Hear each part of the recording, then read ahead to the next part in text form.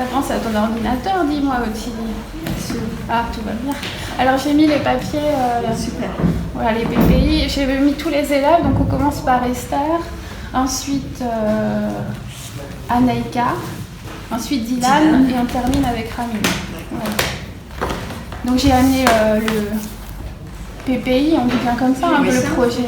Pédagogique individualisé. Voilà, toi tu remplis le Gévasco, et après quand ça revient, c'est le PPS. C'est la MDPH qui envoie le PPS. C'est la MDPH qui envoie le PPS, d'accord. Okay. En fait, pour l'instant, on envoie des notifications par la majorité des élèves. D'accord, ok. Je peux commencer. On t'appelle enseignante référente. Alors, est-ce que tu peux nous expliquer cette dénomination ? Alors, enseignante référente parce que je fais partie de l'Académie de Paris. J'ai été enseignante spécialisée. Donc, j'ai eu des élèves qui avaient une reconnaissance de handicap. Et maintenant, j'assure le suivi du parcours des élèves. Donc, c'est vrai que je ne suis plus devant une classe, mais par contre, je vais d'établissement scolaire en établissement scolaire. Et parmi l'expertise que je peux faire, évidemment, toute l'expérience que j'ai acquise dans mes classes, en hôpital de jour, en IME, en classe de perfectionnement à l'époque, mais effectivement très utile. Alors dis-moi, nous voyons de temps en temps pour mettre à jour les Gévasco des élèves. Est-ce que tu peux m'expliquer un petit peu ce que c'est qu'un Gévasco ?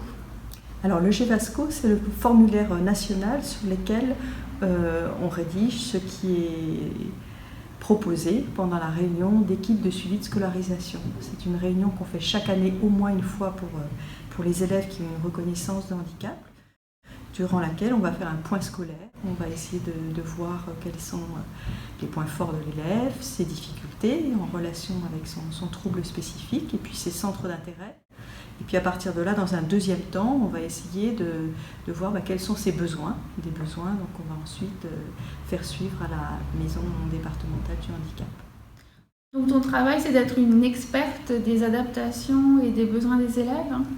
Alors, une experte, oui. Également un travail de mémoire. Je suis un peu la mémoire du parcours scolaire des élèves qui ont une reconnaissance. Certains élèves, je peux les suivre de la petite section jusqu'au BTS, s'ils ne changent pas de secteur.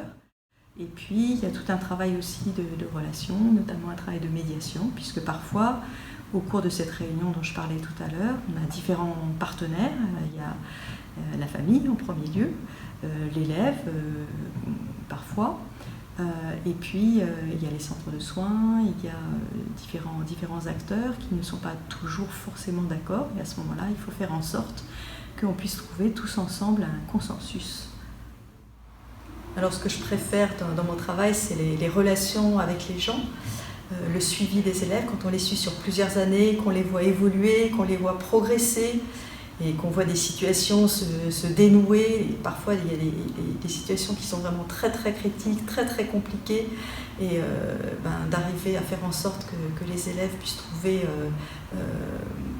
ce qui leur convient, ce qui correspond à leurs besoins, c'est vraiment très très gratifiant. Tu veux pas enlever ton manteau, Esther ? On a un petit moment.